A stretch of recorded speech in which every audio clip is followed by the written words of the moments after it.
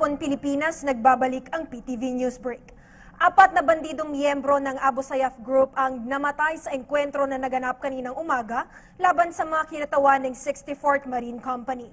Ayon kay Colonel Cirilo Sobejana, commander ng Joint Task Force Sulu, nagsagawa ng focused military operation sa barangay Lumipad, Talipao, Maimbong, Sulu matapos makatanggap ng balita ang otoridad na umaaligid umano ang bandidong grupo sa lugar. Liban sa mga namatay na bandido, nasa batrin sa Abu Sayyaf Group ang 7 high-powered firearms na kinabibilangan ng 2 M16 at 2 M203. Sa nakalipas na 3 araw na sunod-sunod na engkwentro, umabot na sa 14 na kinatawan ng Abu Sayyaf ang napatay ng otoridad. Pinapurihan naman ni West Mindanao Command Head Major General Carlito Galvez ang 64th Marine Company sa kanilang katagumpayan para maprotektahan ang mga sibilyan laban sa anumang atake ng terorismo. Narecover na ng Armed Forces of the Philippines ang mga labi ng German hostage na si Jürgen Kantner, isang linggo matapos ang isinagawang pamumugot ng ulo ng Abu Sayyaf Group.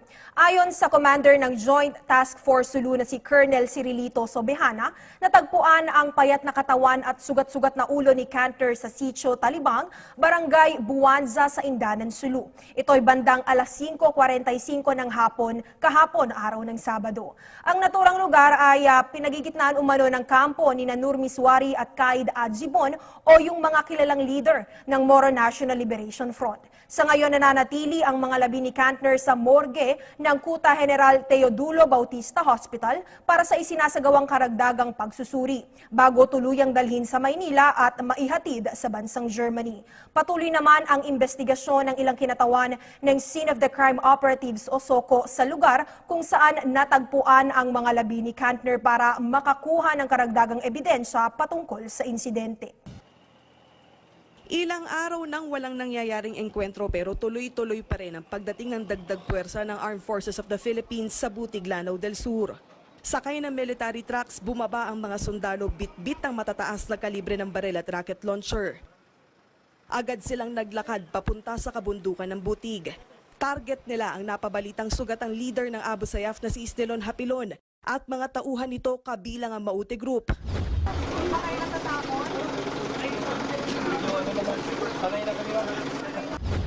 Maya-maya, namataan ang attack helicopter na ito na nag-iikot.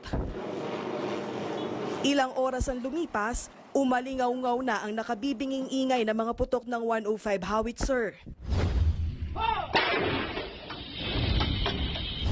Ayon sa military source ng News 5, nasa loob pa rin ang Butig si Hapilon na agaw buhay daw ngayon matapos tamaan sa kanang braso ng mga shrapnel mula sa airstrike na ginawa ng tropa maghahating gabi noong Enero 25.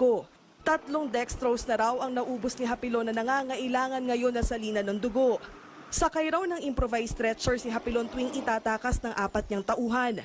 Ang medical student na kapatid ng Maute brothers sa si Hafida Romato Maute ang napabalitang nag-aalaga sa kanya. Isa si Maute sa mga nakatakas sa Lanao del Sur jailbreak noong Setyembre 2016. Paniwala ni AFP Chief of Staff General Eduardo Año, hindi malabong masawi si Hapilon sakaling hindi ito mabigyan ng maayos na medical treatment. Halos 2 linggo na ang nakakalipas nang mapabalitang dumating dito sa probinsya ang grupo ni Hapilon para makipag-alyansa sa Maute Group, alinsunod sa utos ng International Terrorist Group na ISIS. Pero agad itong natunugan ng mga otoridad. Sa tala ng AFP, 15 na ang patay sa hanay ng mga kalaban habang 7 ang sugatan. Lokal ng Butig ang pamilya ni Arab Manolong, kaya naman kilala raw niya ang angka ng Maute Group. Nag-Allahu Akbar sila, tapos may umiiyak daw sa kanila. Oh, bakit? Yun lang po ang narinig naming balita. Bakit daw? Siguro may natamaan sa kanila na mataas na leader, pero hindi natin ma-point kung sino sa kanila. Pero may nagbulong-bulungan na si Hapilon yun. Sa kabila naman ng patuloy na operasyon ng militar, bumalik na sa kanilang mga tahanan ng ilang residente. Mananatili kami dito kasi dito kami pinanganak at dito ang mga mga lupa namin. Hindi na kami dapat umalis dito. And correction. Ang gusto nga nila yung federal type. Pero nung election, yun yung centerpiece ko. And I have committed to the Moro people that it will come to pass. Because if we do not give it to them or convert Mindanao into a federal system and for the entire country for that matter, talagang walang katapusan to. And will I pass on it to my children and my children who are also Moro and Christians alike. But ito ngayong development, I would like to congratulate the armed forces and General Anyo for hitting them hard. And we have to sustain it. And you have to sustain it. You have to fight all the year round. I would be asking you, pleading with you to make this sacrifice. Total, yun naman ang pinili natin na trabaho, especially you. And the imponderables of life, kung ano man mangyari, is God's decision. Hindi naman natin yan, including yung kamatayan. But we have to sustain it because we have to protect Mindanao. Pag nagkagulo itong Mindanao, the economy will suffer kasi nandito sa Mindanao ang ating bread basket.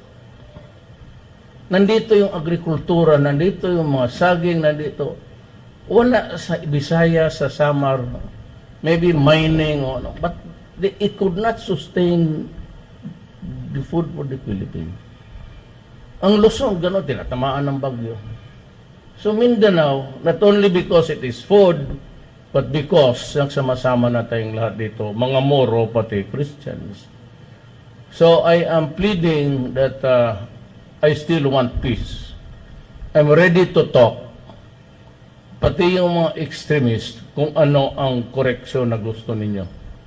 But kung yung ISIS contamination, I can no longer control it.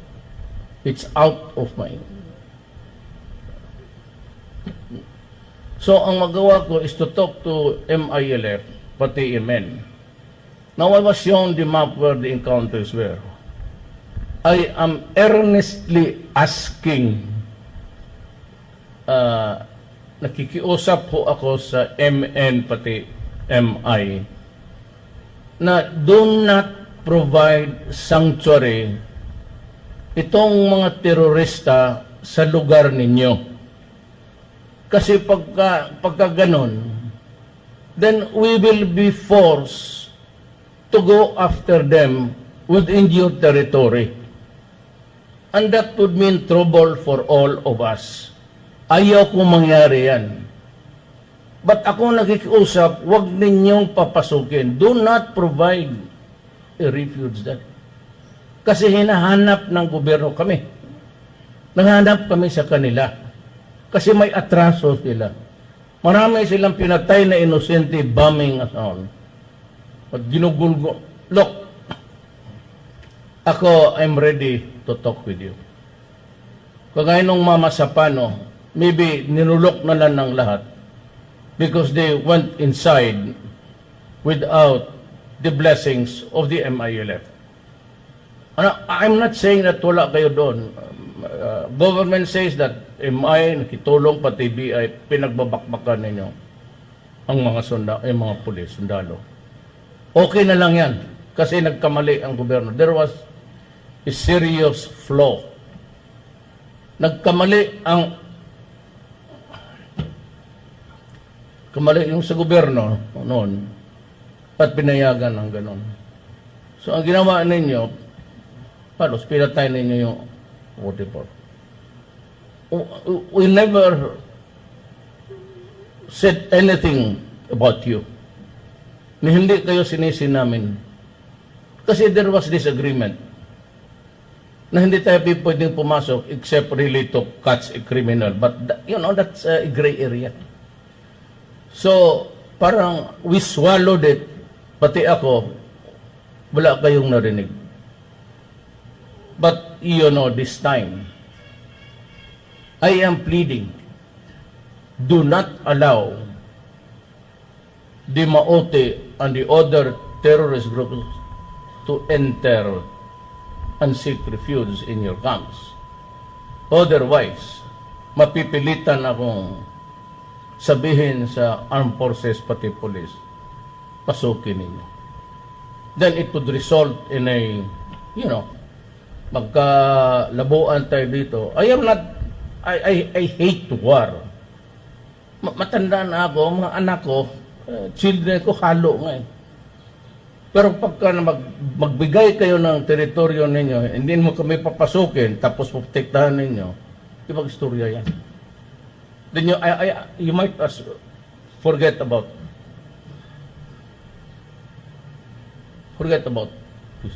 away na lang. Then I'll just pray to God that kukunti lang ang madisgrasya because gera to. But I will use the might of the Republic of the Philippines to impose our stand. The same manner, sabi ko sa mga komunista, gusto naman i-release ng 400. Pat gusto ninyo kaagad na may wala pang, sabi ko, bigyan ninyo ako ng dokumento na ceasefire. Eh, ayaw ninyong ibigay, edi ayaw ko rin. Sabihin nyo kayo kung tabla, edi tabla.